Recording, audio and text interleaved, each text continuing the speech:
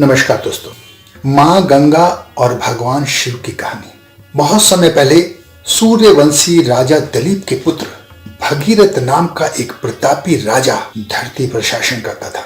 उनके पूर्वज कपिल मुनि के श्राप से भस्म हो गए थे और उनका उपाय ये था कि सिर्फ गंगा जी ही उनका उद्धार कर सकती थी। तब राजा भगीरथ ने अपने पूर्वजों को श्राप से मुक्त करने के लिए गंगा जी को धरती पर लाने के लिए प्रयास शुरू किया। गंगा जी तो स्वर्ग में बहती थीं, उन्हें पृथ्वी पर लाना किसी भी तरह से संभव नहीं था। ये असंभव बात थी, लेकिन फिर भी भगीरथ ने अपना प्रयास जारी रखा। गंगा जी को धरती पर लाने के लिए भगीरथ ने अन्न जल त्याग कर गंगा जी की पूजा आराधना करनी शुरू कर दी।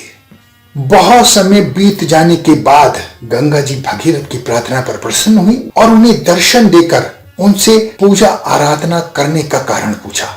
तब भगीरथ ने गंगा जी को बताया कि कपिल मुनि के श्राप से मेरे पूर्वज भस्म हो गए हैं और आपसे ही उनका उद्धार संभव है। गंगा जी भगीरथ की प्रार्थना से प्रसन्न थी। उन्होंने राजा भगीरथ को आश्वासन दे दिया कि ठीक है, मैं आपके पूर्वजों का उद्धार करने के लिए स्वर्ग से धरती पर आने के लिए तैयार हूं, लेकिन इसमें एक बाधा आएगी। भगीरथ ने हाथ जोड़कर पूछा, मां क्या बाधा आएगी?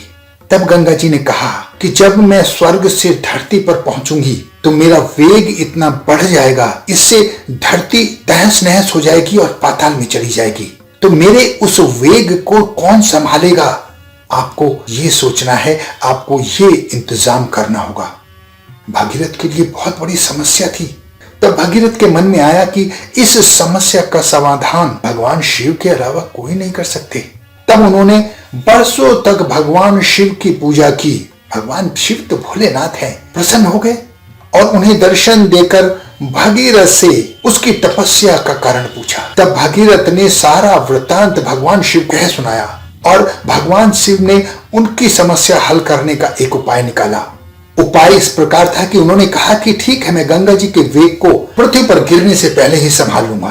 भगवान शिव के आश्वासन पर भगीरथ खुश हो गए। उन्होंने मां गंगा से प्रार्थना की कि मां आप स्वर्ग से पृथ्वी पर आने की तैयारी कीजिए। भगवान शिव राजी हो गए हैं, वो आपके वेग को संभाल लेंगे। गंगा जी स्वर्ग से चली तो भगवान शिव ने पृथ्वी पर गिरने से पहले ही गंगा जी को अपनी जटा में समेट लिया और पानी की एक बूंद भी धरती पर नहीं गिरने दी। लेकिन गंगा जी तो जटा में बंद कर रह गई। अब भगीरथ की समस्या जहां थी वहीं पर खड़ी रह गई। उसने फिर भगवान शिव से प्रार्थना की कि प्रभु गंगा जी की एक धार तो धरती पर भेजिए ताकि मेरे पूर्वजों का उद्धार हो सके। तब भगवान शिव ने गंगा की धार को 7 धाराओं के रूप में पृथ्वी पर प्रभावित किया है और इस प्रकार गंगा का पृथ्वी पर प्रवेश हुआ। वो 7 धाराएं 7 नदियों के रूप में धरती पर आज भी विराजमान हैं। इस तरह भगीरथ के पूर्वज श्राप मुक्त हुए और ये धरती हमेशा हमेशा के लिए गंगा जी की ऋणी हो गई। तो 7 नदियां इस धरती पर साक्षात देवी के रूप में विराजमान हैं। आपसे विनम्र प्रार्थना है, उन सभी का आदर करें और उनके उत्तम जल से अपने जीवन को पवित्र बनाएं। धन्यवाद दोस्तों।